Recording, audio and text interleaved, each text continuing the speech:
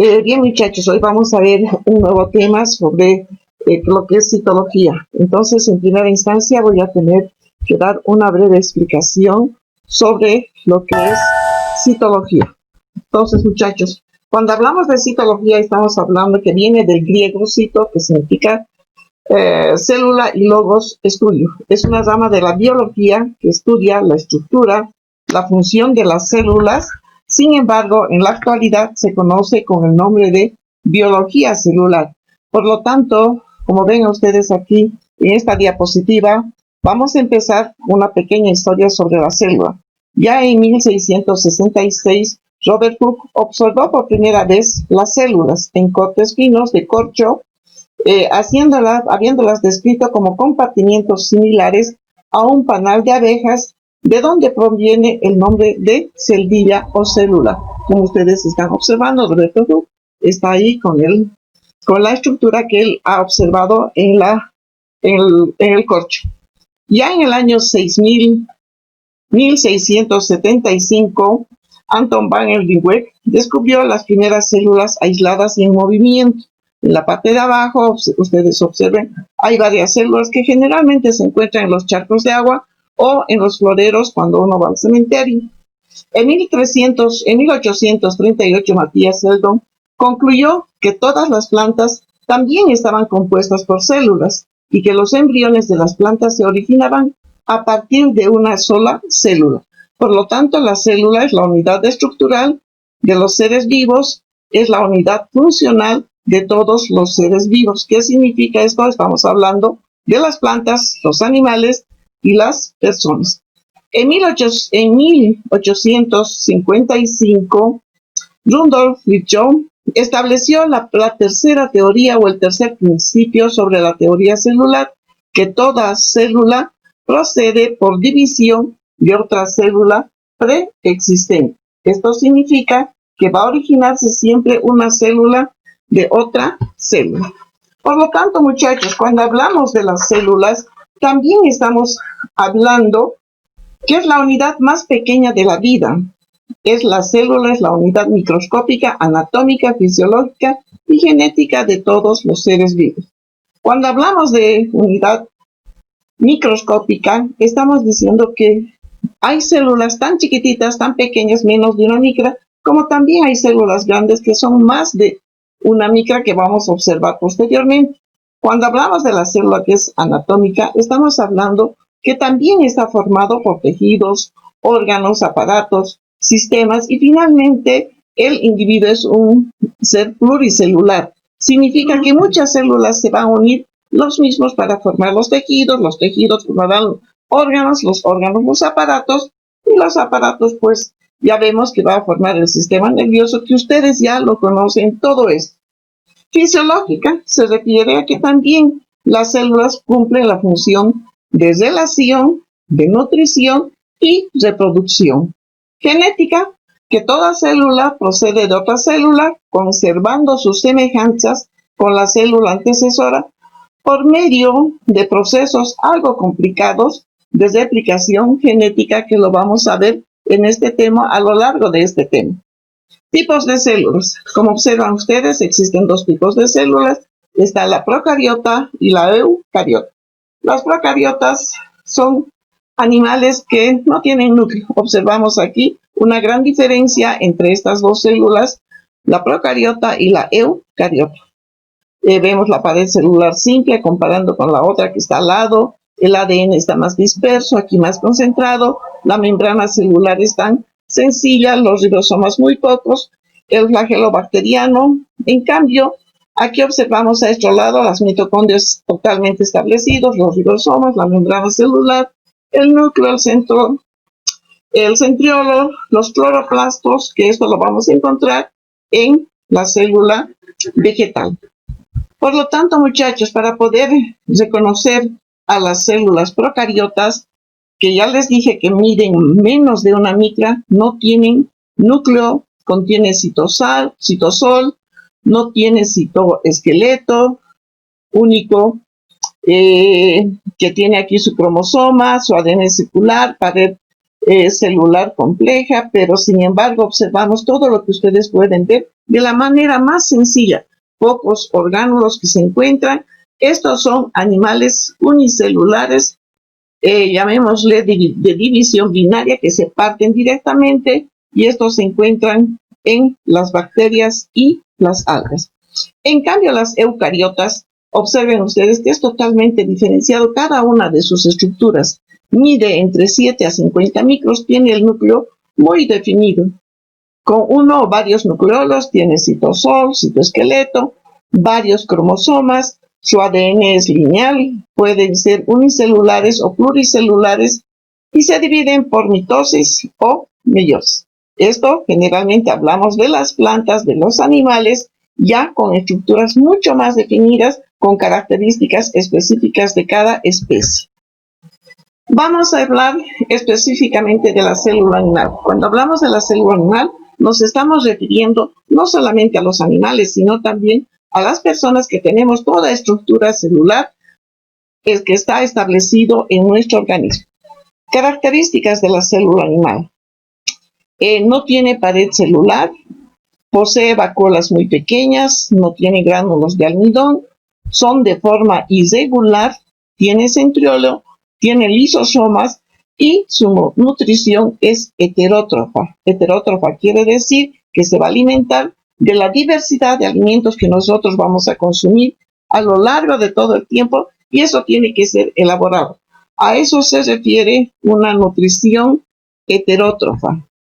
Célula vegetal, a diferencia, estamos hablando de las plantitas en este momento, y el anterior fue de los animales o de las personas. En la célula vegetal, la pared celular está compuesta de celulosa, posee grandes vacuolas, tiene gránulos de almidón, presenta cloroplastos, no tiene centrosomas, pocos lisosomas, y su nutrición es autótrofa.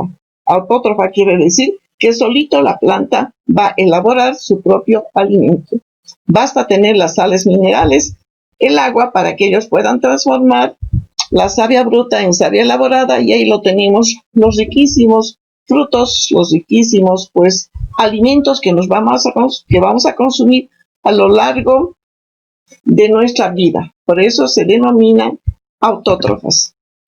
Pues vamos a hablar ahora sobre la membrana celular, sobre la estructura celular que se presenta. Ya hablamos sobre la membrana celular. Está compuesta por fosfolípidos en un 75% de la membrana. Los fosfolípidos quiere decir que está formado por fosfatos y ácidos grasos. Presenta una capa externa e interna, por eso se las denomina bicapa. Los glucolípidos, que se encuentra en un 5%, que se encuentra en la capa externa, eso significa que está formado por azúcares y lípidos.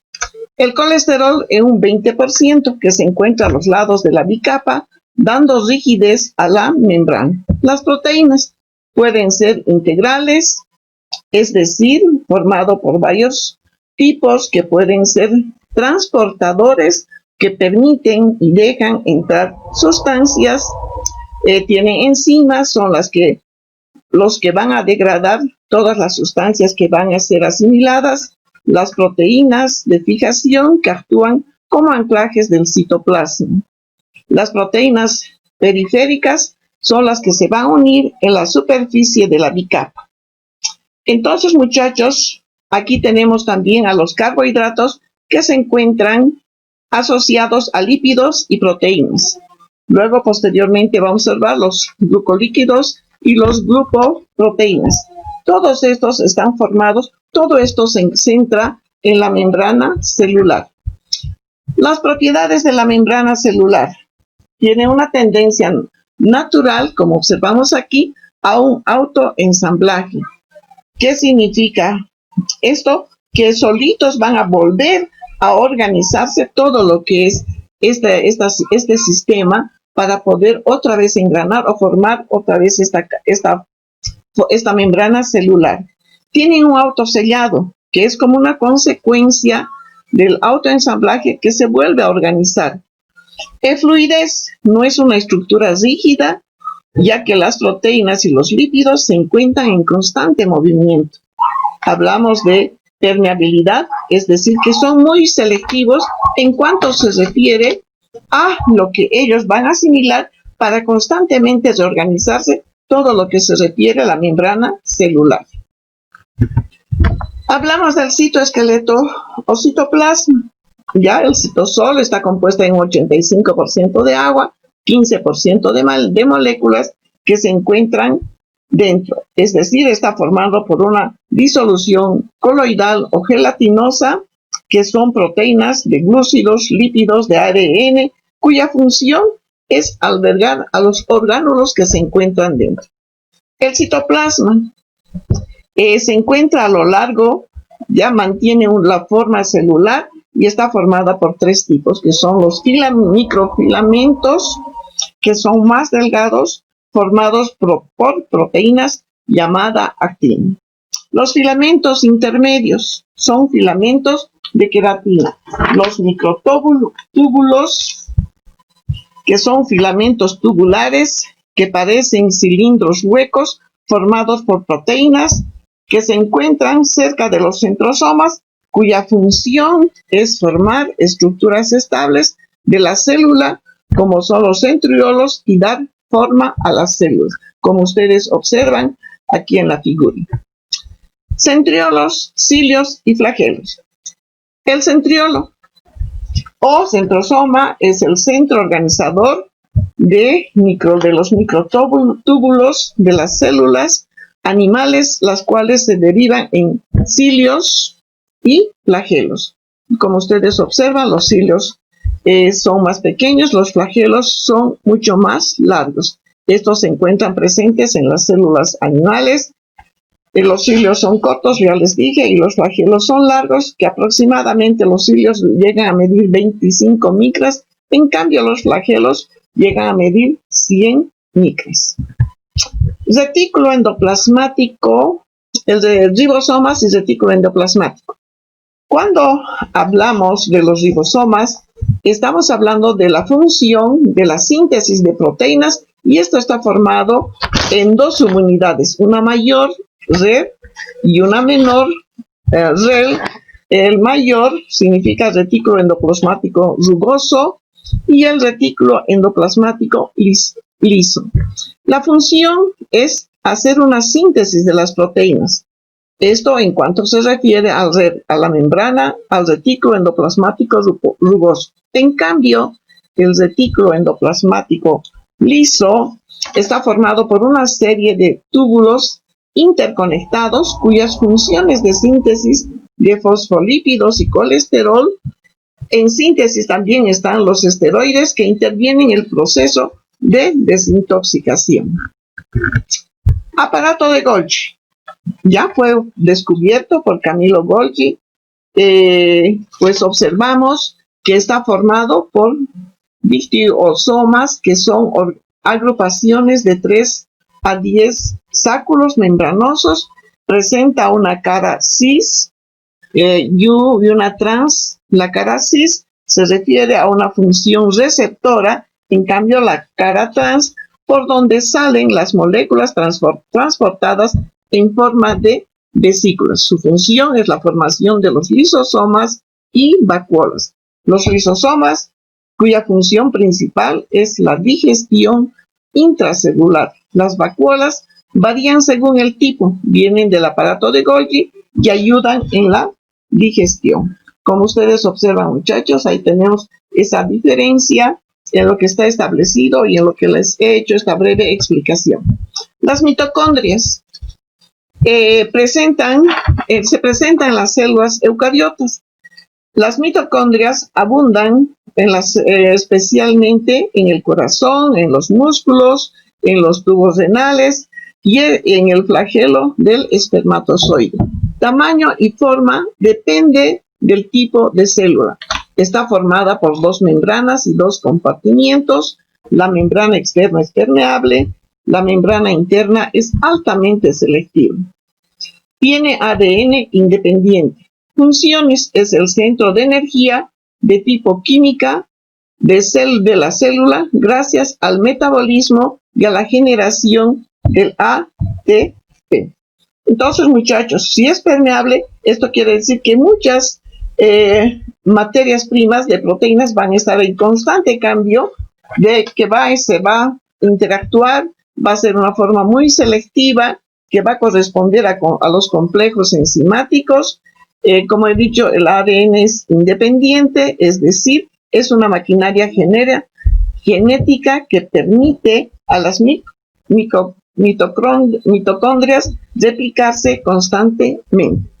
Funciones: es el centro de energía química, como ya les he dicho, gracias al metabolismo y a la generación del ATP. Entonces, estas funciones actúan como centros de energía, como si fuesen la batería que producen y almacenan energía que van a recargarse gracias a los alimentos, a los nutrientes que lleva la sangre, que son captadores por los mitocondrias, y lo va a sintetizar como una energía química.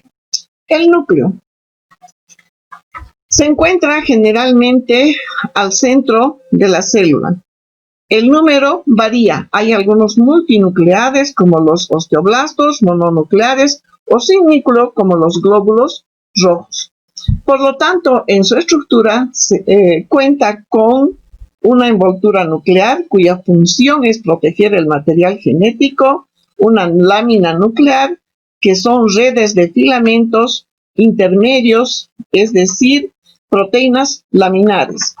Viene el espacio nuclear, que se encuentra entre cada lámina interna y externa. Poros nucleares: es un complejo de proteínas. El núcleo plasmático es una disolución coloidal compacta entre el ADN y el ARN. Proteínas, lípidos, glúcidos, y es la síntesis de los ácidos nucleicos. El nucleolo está formado por proteínas, cadenas de ARN y algún ADN. Sintetiza y organiza los compuestos de ribosomas.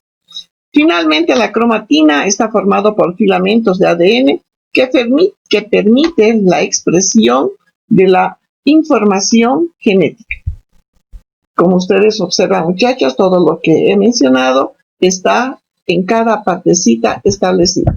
El núcleo y el nucleolo.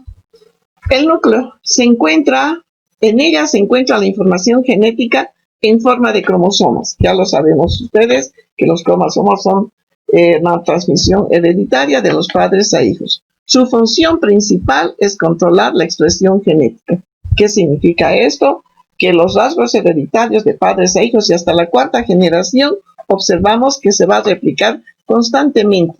Es por eso que se dice, es el mediador de la replicación del ADN. Funciones. La función de los nucleolos es la biosíntesis de los ribosomas. Por lo tanto, muchachos, establecido así de esta manera, observamos cómo la función del núcleo se va a replicar en todo momento, y la función del nucleolo es la biosíntesis de los ribosomas. Por lo tanto, muchachos, nuestra lección termina aquí. Les deseo éxito, lo mejor. Hagan su trabajo lo mejor que se pueda, ya que voy a ser enviado. Y lo más bonito, siempre que tú te sientas triste, recuerda que hay millones de células en tu cuerpo, que lo único que les importa eres tú. Tú, mis jovencitos, mis varoncitos, mis mujercitas, señoritas, que pronto serán bachilleres y se irán fuera de nuestro establecimiento. Que les vaya muy bien. Suerte, muchachos.